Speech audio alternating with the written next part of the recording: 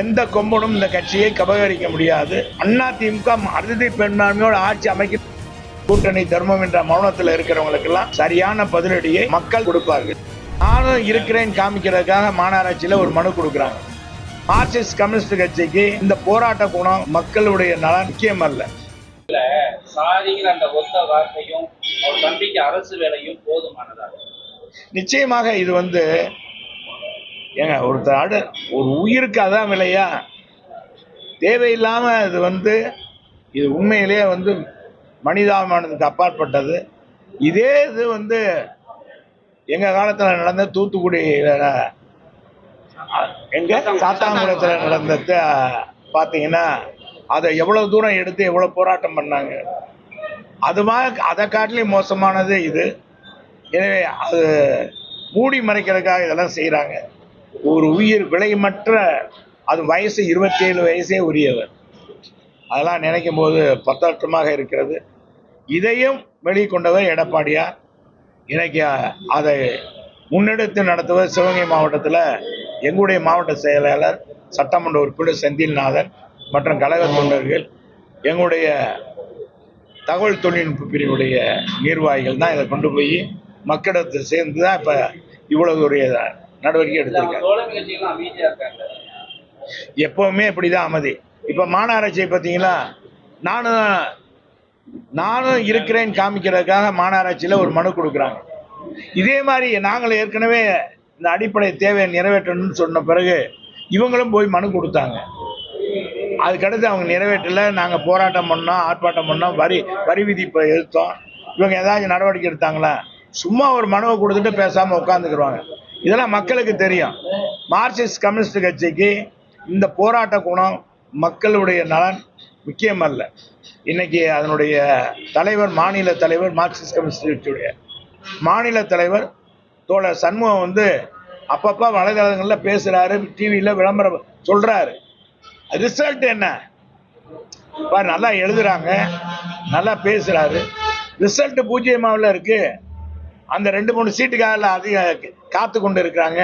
இப்போ என்ன செய்யணும்?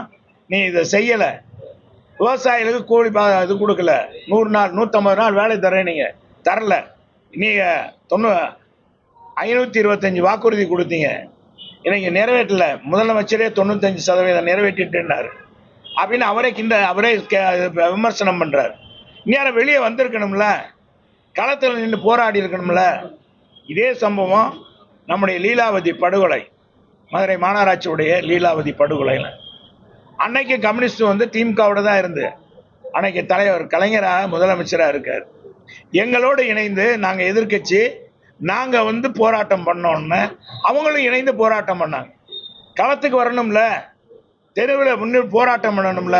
சும்மா சொல்லிட்டு ஒரு பேட்டியை கொடுத்துட்டு போனா அது எதிர்ப்பா? கிடையவே கிடையாது. இந்த மௌனத்துக்கெல்லாம், இந்த கூட்டணி மௌனத்துக்கெல்லாம், கூட்டணி தர்மம் என்ற மௌனத்தில் இருக்கிறவங்களுக்கெல்லாம் சரியான பதிலடியை மக்கள் தான் எஜமானர்கள். இந்த தமிழ்நாடு மட்டுமல்ல, தேர்தலை வாக்களிக்கக்கூடியவர்கள் மக்கள் தான். அந்த மக்கள் தான் எஜமானர்கள். நல்ல தீர்ப்பு கொடுப்பார்கள்.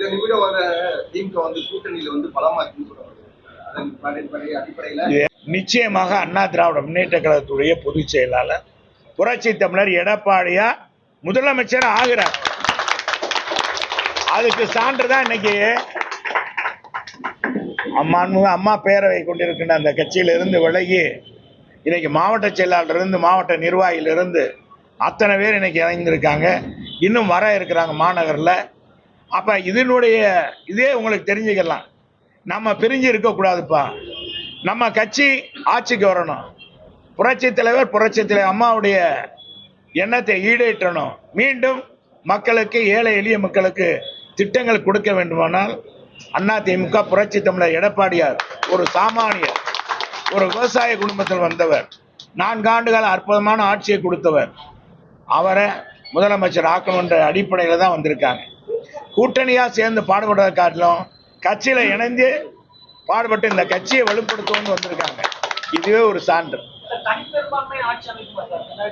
அண்ணா திராவிட முன்னேற்ற கழகம் எங்க பொதுச் செயலாளர் சொல்லிட்டாரு, எந்த கொம்பனும் இந்த கட்சியை கபகரிக்க முடியாது. அதிமுக அறுதி பெரும்பான்மையோட ஆட்சி அமைக்கணும்னு அவரே சொல்லிட்டார். அப்புறம் திரும்ப ஏன்ட கேட்குறீங்க? இதுபோன்ற செய்திகளை மேலும் தெரிந்து கொள்ள எங்களது யூடியூப், ஃபேஸ்புக் மற்றும் ட்விட்டர் ஆப்களை சப்ஸ்கிரைப் செய்யவும்.